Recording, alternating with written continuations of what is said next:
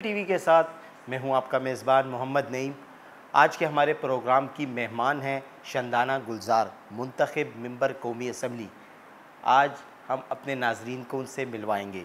जी शंदाना गुलजार साहिबा, सबसे पहले तो कैपिटल टीवी की जानिब से आपको ईद उल अज़हा मुबारक। शुक्रिया, बहुत शुक्रिया जी, खैर मुबारक। हमारे नाजरीन को आप अपना तारुफ़ करवाएँ। जी, मेरा नाम शंदाना गुलजार ख़ान है। अब मैं पेशावर रूरल से हूँ, NA 30 जो पेशावर 3 भी कहलाता है, और ये शायद पेशावर का सबसे बड़ा हल्का यही हो। शंदाना गुलजार साहिबा, सबसे पहले तो ये बताएं, बडबेर जो दहशतगर्दी की अलामत समझा जाता था, माजी में यहाँ पर न सिर्फ पुलिस को निशाना बनाया गया बल्कि सिक्योरिटी फोर्सेस पर भी यहाँ पर काफ़ी हमले हुए। ऐसे इलाके से इलेक्शन लड़ना और फिर ख़ातून का इलेक्शन लड़ना कैसे मुमकिन हाँ हुआ? जी, हमेशा हमारी तो अल्हम्दुलिल्लाह ये 48 ईदें हो गई हैं, 48 साल से, तो डबल कर लें उनको, तो हमारी 96 ईदें यहीं पे हो गई हैं जी, अल्हम्दुलिल्लाह। गाँव में होती है हर दफ़ा। शंदाना गुलजार साहिबा, आपके वालिद गुलजार ख़ान की इस इलाके के लिए काफ़ी खिदमत हैं। क्या कहती हैं गुलजार ख़ान के हवाले से, आप क्या कहती हैं? कमी महसूस होती है उनकी बहुत ज़्यादा, और जब हर साल गुज़रता जाता है इंसान को ये लगता है कि शायद इस साल वो ज़ख़म भर जाए, इस साल वो ज़ख़म भर जाए, बट वो मज़ीद आपको और एक एक्सेप्टेंस तो आ जाती है, आप मान लेते हैं कि वो अल्लाह की चीज़ थी, अल्लाह के पास चली गई वापस, लेकिन वो जुदाई की तकलीफ़ कम नहीं होती।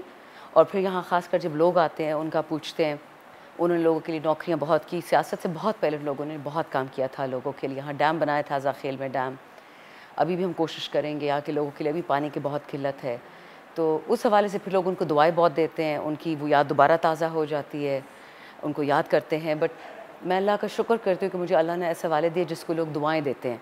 बहुत ऐसे लोग हैं इस वक्त दुनिया में जिनको बद दुआएँ मिलती हैं, तो हम तो मानने वालों में से हैं, अपने अल्लाह के, अपने रसूल सल्लल्लाहु अलैहि वसल्लम के, तो तकलीफ़ अपनी तरफ, लेकिन एक फ़ख्र है कि शुक्र है मैं उसकी औलाद हूँ।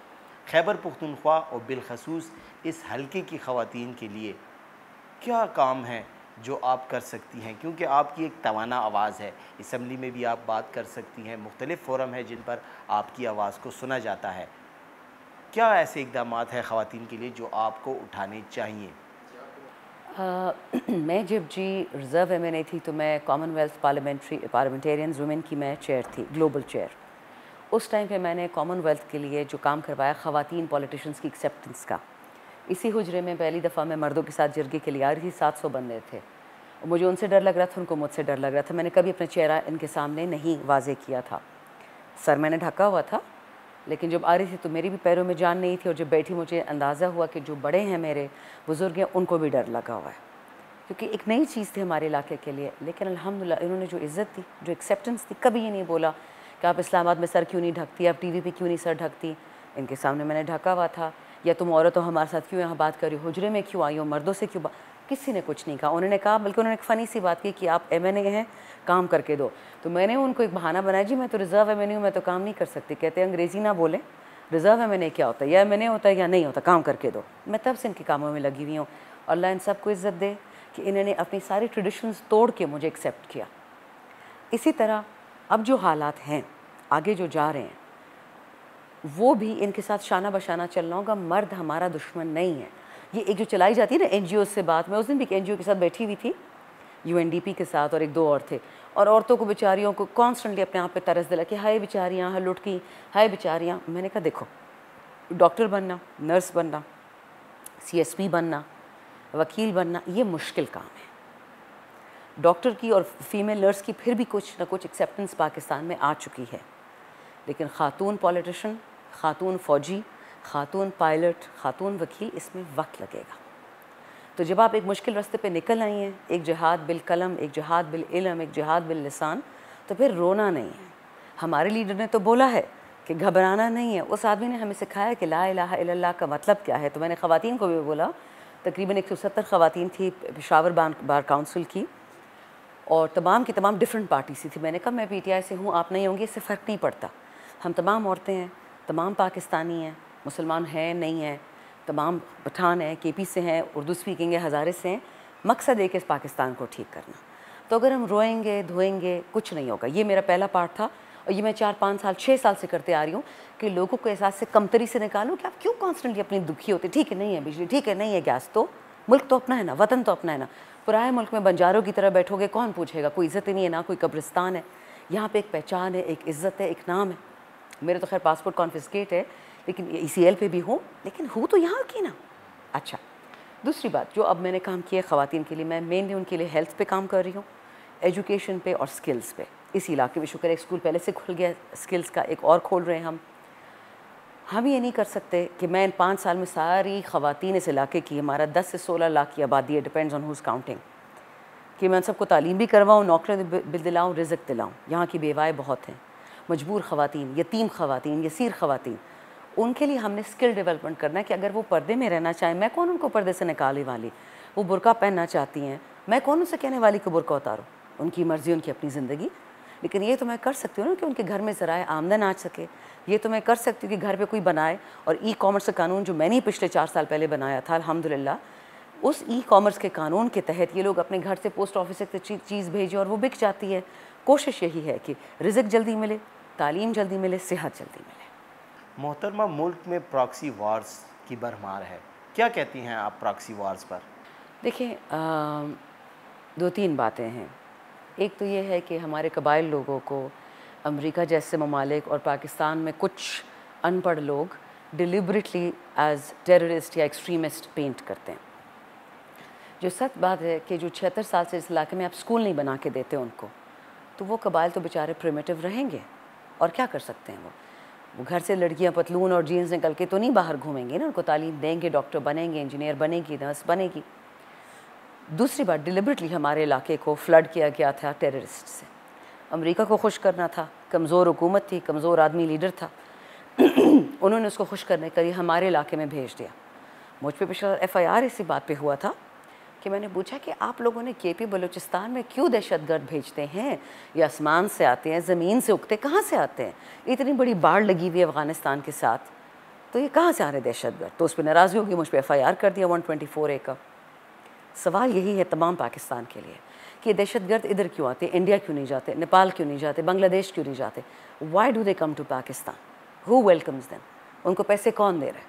अच्छा, फिर ये तीसरी बात इस इलाके की कि क्योंकि ये एक बहुत ही पसमानदा इलाका है, गरीब इलाका है, गरीब रखा गया है, हमारी ख़वातीन अक्सर और बेशतर बेवाएँ थीं। 15 साल की जो अमेरिका की जंग की जदोजहद थी, वो आए तो थे अफ़गानों और तालिबानों के ख़िलाफ़, लेकिन मार गए हमारे लोगों को। तो जब मैं यहाँ घूमती थी पिछले इलेक्शन में अपने वालिद के लिए, तो औरतें रोती थी, बिलक बिलक के रोती थी कि हमारे पढ़े लिखे जितने मर्द थे इस इलाके के, उनको मार दिया गया। वो अमन जिरगे में थे, किसने उनको मारा, कौन उठा के ले गया? पुलिस वालों को मैं पुलिस वालों के घर जा जा के दुआएँ कर करके मेरे जूते घिस गए कि मैं और कितनी दुआएं दूंगी। जो पुलिस लाइन्स में ब्लास्ट हुआ था, बॉम्ब ब्लास्ट, 150 बंदे तो एक ही गो में गए थे, उसके बाद कितने मरे? 15 मेरे हल्के के थे। उनके घर जा जा के दुआएं करूँ, उनके चेहरे देखूँ, और इतनी इंसान को एक हेल्पलेसनेस फीलिंग होती है कि अल्लाह मैं इनकी कैसे मदद करूँ, पेंशन्स के लिए मैं भागूँ, उनके बच्चों के स्कूलों के लिए कुछ करूँ। तो ये इतना तकलीफ़ दिल इलाका था। जब मैंने फ़ैसला किया, मैंने औरत का नहीं सोचा कि मैं औरत तो या मर्द हूँ, मुझे इतना पता था कि मुखलिस मुझे बंदा चाहिए, बंदी अपने इलाके के लिए, और मुझे कोई नज़र नहीं आ रहा था। इस्तिखारे किए, दुआ किए, अल्लाह से पूछा, और फिर मैंने खान साहब से कहा कि सर मैं ओपन सीट लूँगी, मैं रिज़र्व पे नहीं आऊँगी। बहुत सारे कबाइलों ने मुझे फ़ोन भी किया कि मैम हम तो औरत की लीडरशिप नहीं मानते। मैं कहा जी बिल्कुल सही है, मैं आपसे वोट नहीं मांग रही।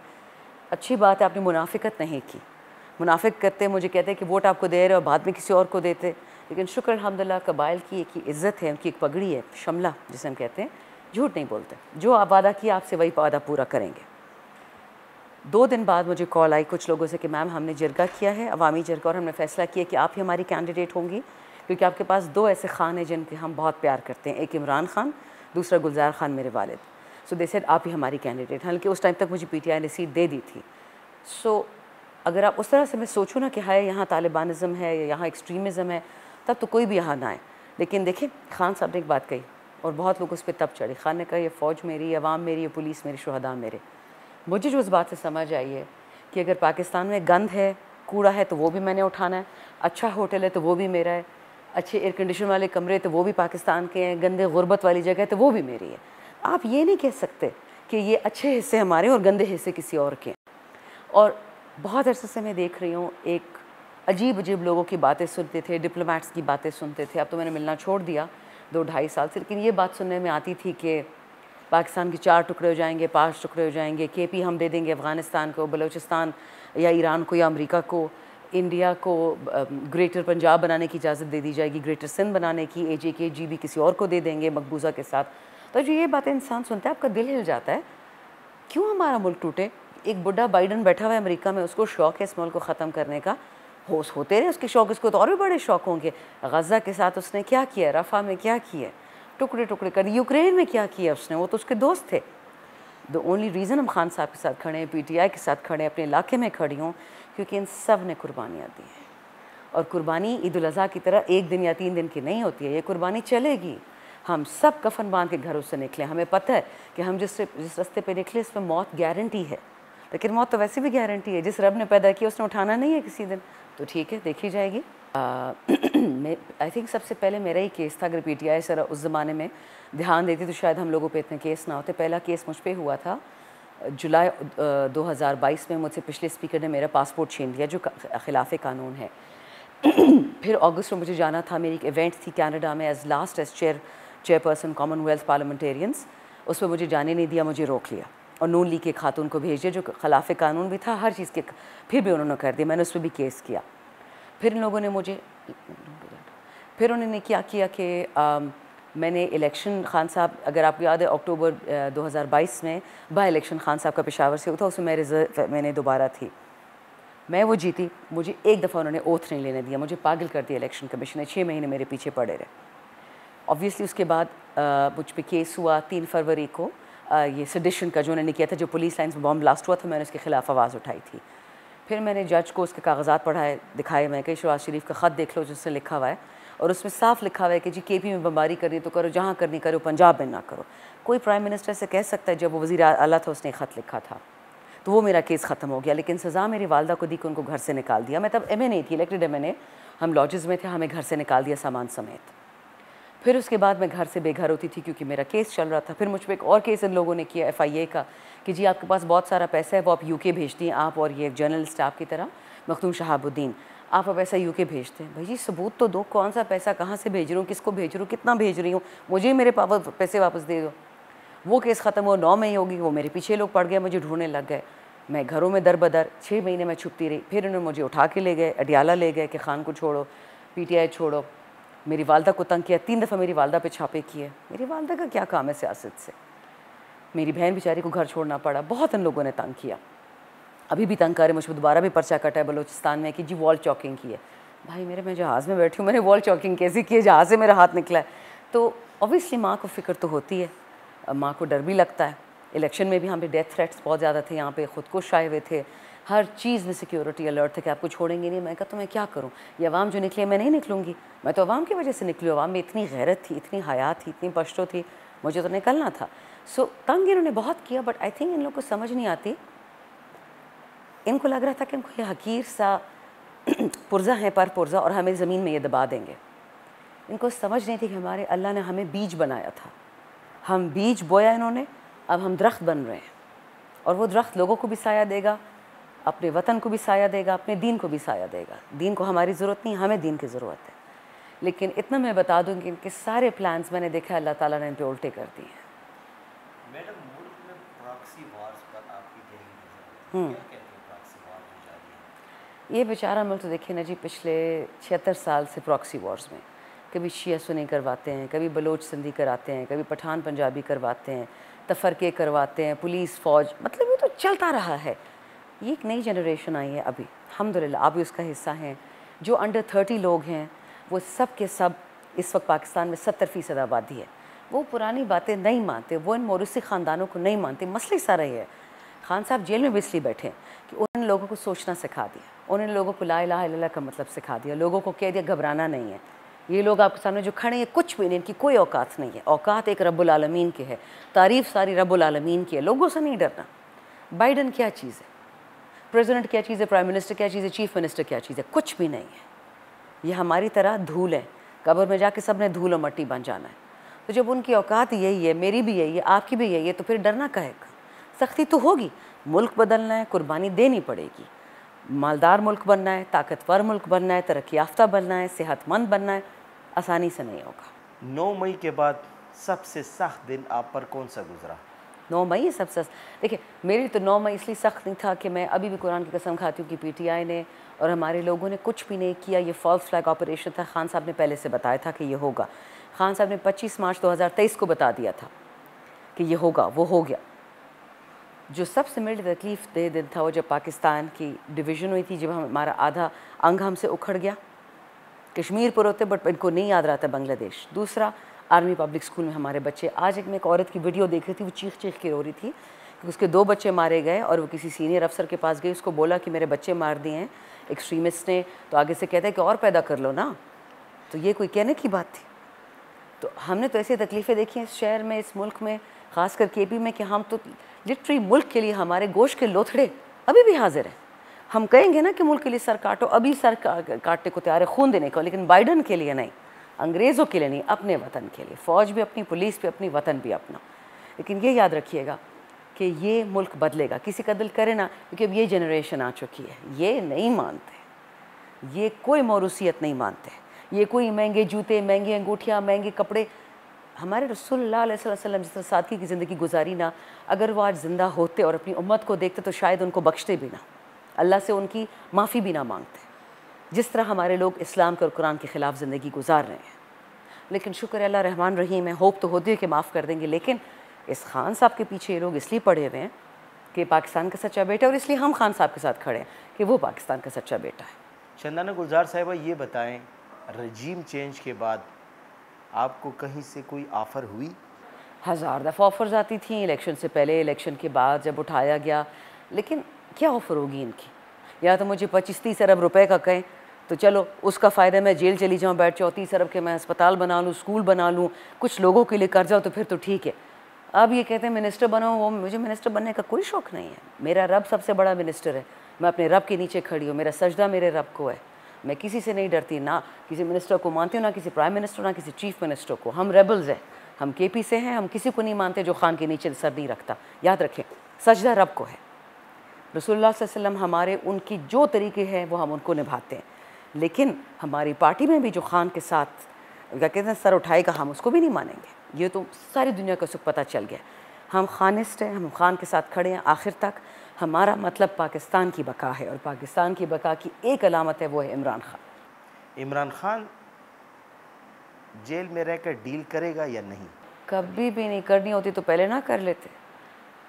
लास्ट टाइम जब इमरान खान साहब से मिलने गए थे, अल्हम्दुलिल्लाह वो खिलाड़ी आदमी है, फ़िट है, दीनदार है, नेक है, अपना ख्याल तो रखते हैं। उस छोटी से वो जो पिंजरा उनको दिया हुआ है उसमें अपना एक्सरसाइज भी कर लेते हैं, खड़े होके चल भी लेते हैं। वो छोटा सा जो उनको दिया हुआ है डेथ रो, और अल्लाह उनको 100 साल ज़िंदगी दे, अल्लाह उनकी किसी शैतानी मंसूबे में उनको ना फंसाए।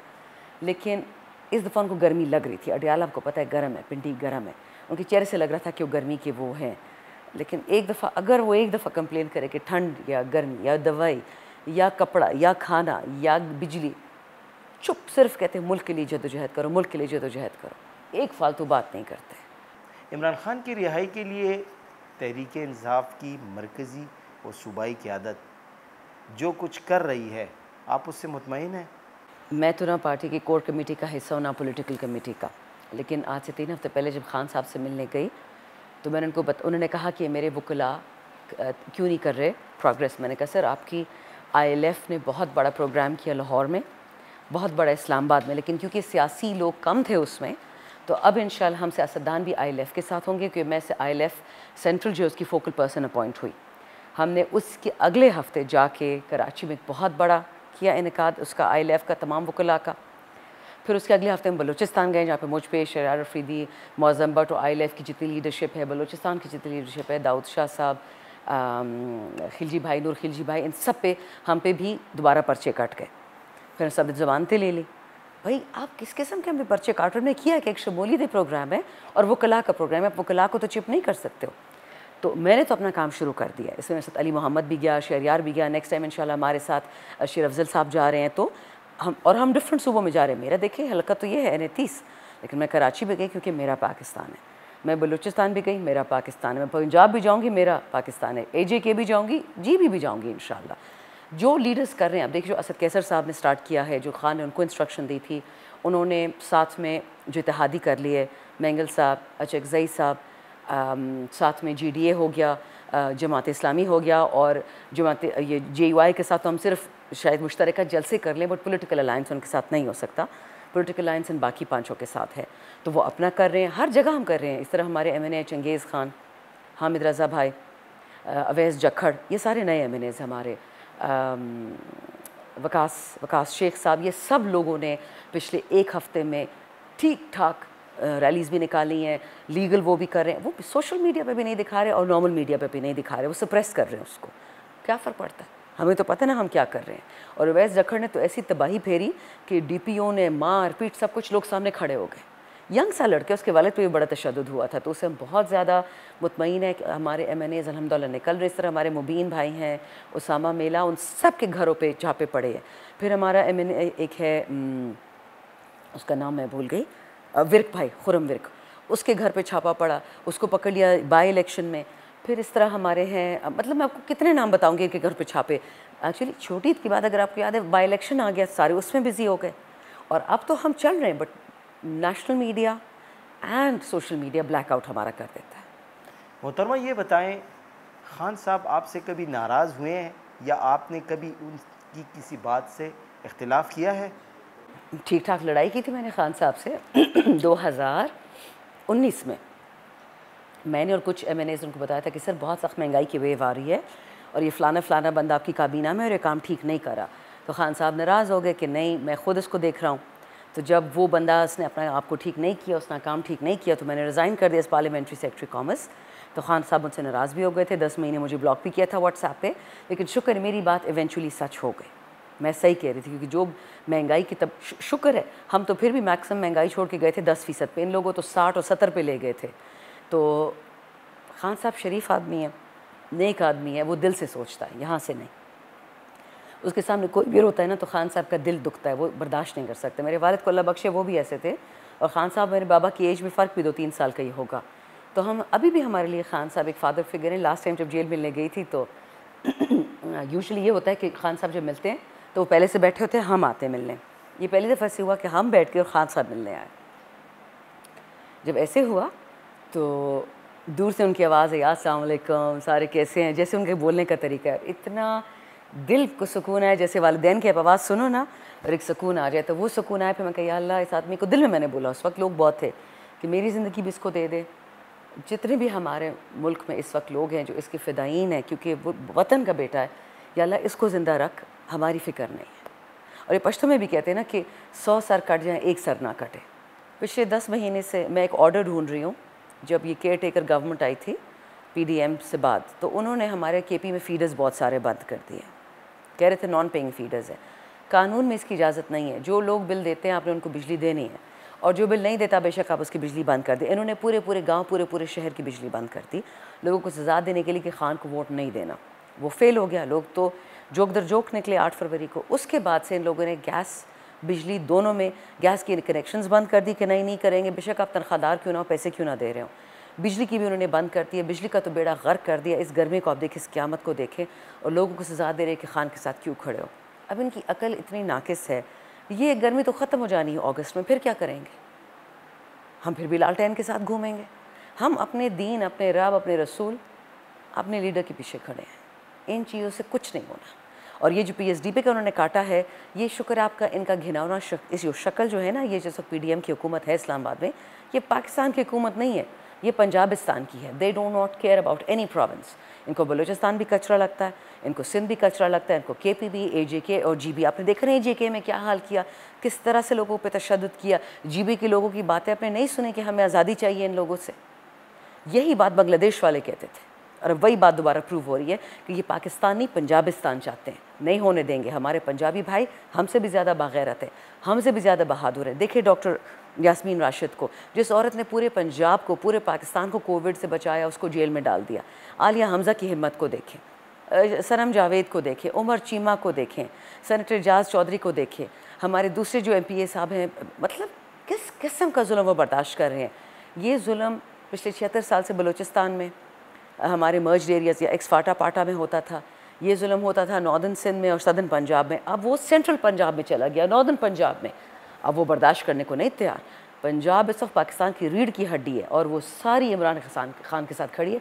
वक्त की बात है। मैं तो जी अल्हम्दुलिल्लाह बहुत अच्छा मतलब नौकरी कर रही थी। बाबा के बाद मैं और मेरा भाई हम घर संभाल रहे थे।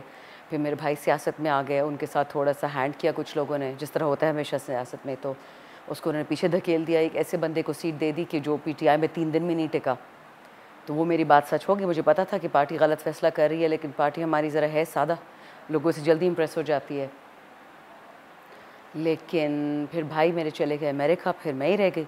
फिर मुझे ऑफ़र की खान साहब ने सीट, असद उमर साहब ने और अरबाब शहजाद साहब ने। तो रिज़र्व सीट उस वक्त मैंने ले ली, लेकिन इस शर्त पे कि अगर मैं खुश नहीं हूँ तो मैं नहीं रहूँगी। मेरी बहुत अच्छी नौकरी थी, बहुत अच्छा रिज़्क था, एमोल्यूमेंट्स आपको पता है प्राइवेट सेक्टर में बहुत अच्छे होते हैं। फिर कुछ ऐसे हालात बने कि सीट मुझे एक्सेप्ट करनी पड़ी रिज़र्व पे। उसे भी 3.5 साल में बहुत ही पशेमान थी, क्योंकि इलाके में काम नहीं होता था, कोई काम करने नहीं देता था। ये एक होता है वुमेन सीट के साथ स्टिग्मा अटैच कि आप अनइलेक्टेड हैं। तो फिर अगर अनइलेक्टेड है, सीट देते क्यों हैं उनको?